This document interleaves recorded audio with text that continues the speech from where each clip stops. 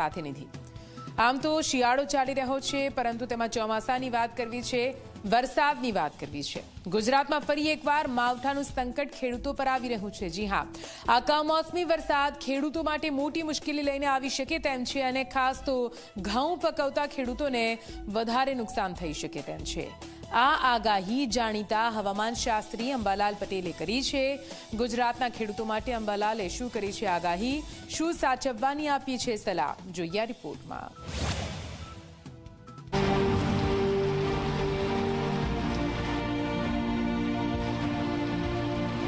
ગુજરાતમાં ફરી આવશે કમોસમી વરસાદ।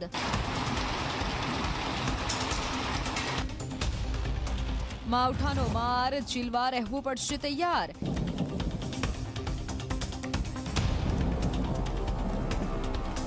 ક્યારે પડવાનો છે કમોસમી વરસાદ?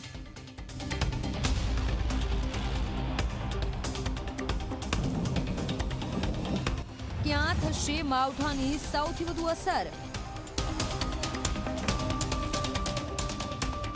અંબાલાલ પટેલે શું કરી મોટી આગાહી?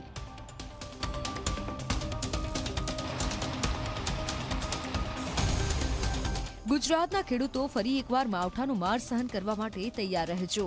ફરી એકવાર પાકમાં નુકસાન જાય અને ખેડૂતોની સ્થિતિ વધારે વિકટ બને તો નવાઈ નહીં, કારણ કે હવામાન શાસ્ત્રી અંબાલાલ પટેલે ગુજરાતના કેટલાક વિસ્તારમાં માવઠાની આગાહી કરી છે। આ કમોસમી વરસાદ ગુજરાતમાં ફેબ્રુઆરીની શરૂઆતમાં પડી શકે છે અને 5 ફેબ્રુઆરી સુધી માવઠાનો માર રહી શકે છે। જાન્યુઆરીથી ફેબ્રુઆરીની ચાર તારીખ સુધીમાં, એટલે ફેબ્રુઆરીની શરૂઆત સુધીમાં કેટલાક ભાગમાં માવઠું થવાની શક્યતા રહેશે, જેમાં લગભગ ઉત્તર ગુજરાતના ભાગો, અરવલ્લીના ભાગો અને કચ્છના કેટલાક ભાગમાં વાદળવાયુ, આ ઉપરાંત પંચમહાલના ભાગો, મધ્ય ગુજરાતના ભાગોમાં વાદળવાયુ રહેવાની શક્યતા રહેશે। અમદાવાદ, ગાંધીનગરમાં પણ વાદળવાયુ છે। ગુજરાતમાં વરસાદ પહેલા જોરદાર ઠંડીનો પણ માહોલ રહી શકે છે। 27 જાન્યુઆરી સુધી ઠંડીનો ચમકારો રહી શકે છે। ત્યારબાદ ઠંડીના પ્રમાણમાં ઘટાડો થશે અને ત્યાર પછી વરસાદ આવશે। આ કમોસમી વરસાદ બાદ ઉનાળાની ધીમે ધીમે શરૂઆત થઈ જશે તેવી શક્યતા અંબાલાલ પટેલે વ્યક્ત કરી છે। ફેબ્રુઆરીની શરૂઆતમાં કમોસમી વરસાદની શક્યતાના કારણે તેમાં પણ ક્યાંક ઠંડી આવી શકે છે, પરંતુ આ ઠંડી હશે એ હવે થોડીક હાર્ડ થીજવતી અને ઘણી પવનવાળી ઠંડી હશે, એટલે લગભગ વૃદ્ધો અને બાળકોએ ધ્યાન રાખવાનું રહેશે।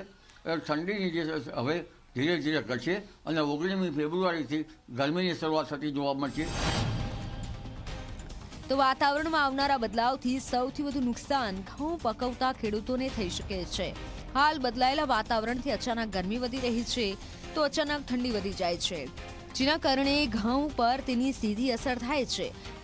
જૂનાગઢ કૃષિ યુનિવર્સિટીના કૃષિ વૈજ્ઞાનિકોએ આ વાતાવરણમાં કેવી દવાનો છંટકાવ કરવો અને શું ધ્યાન રાખવું તેની સલાહ આપી છે।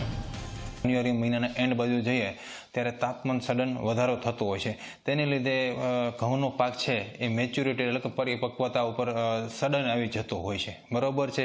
તો એ એક કુદરતી વાતાવરણના ફેરફારને લીધે થતો હોય છે, જેની અંદર કોઈ માનવ સર્જિત હોતું નથી, જેથી કરીને એની અંદર પાક પરિસ્થિતિની અંદર કોઈ પણ પ્રકારની દવા છાંટવાની જરૂરિયાત રહેતી નથી।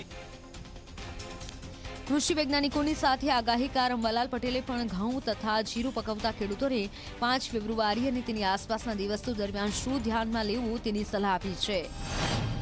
વાદળવાયુની અસરના કારણે લગભગ ઘઉંમાં અસર ઓછી થવાની શક્યતા ગણી શકાય, પણ જીરામાં શક્યતા વધારે ગણી શકાય।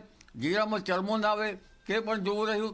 મરી મસાલાના પાકોમાં ખાસ કરીને બદલાતા હવામાનની વિશ્વમાં હવામાનની વિપરીત અસર થવાની શક્યતા છે, એટલે ખેડૂત ભાઈઓએ પાક સંરક્ષણના પગલાં લેવા સારા રહે। ગુજરાતમાં વર્ષે ચોમાસા દરમિયાન અતિવૃષ્ટિ જેવો માહોલ રહ્યો હતો। ખાસ સૌરાષ્ટ્રમાં તો ઠેર ઠેર પાણી ભરાઈ જતા પાક નિષ્ફળ ગયો હતો। ત્યાર પછી કમોસમી માવઠાનો પણ માર પડ્યો હતો। ત્યાં ફરી એકવાર માવઠું આવી રહ્યું છે, ત્યારે વરસાદથી ઓછું નુકસાન થાય અને ખેડૂતોની મહેનત પર પાણી ફરી ન જાય તે માટે ભગવાનને પ્રાર્થના છે। Bureau report, Zee media.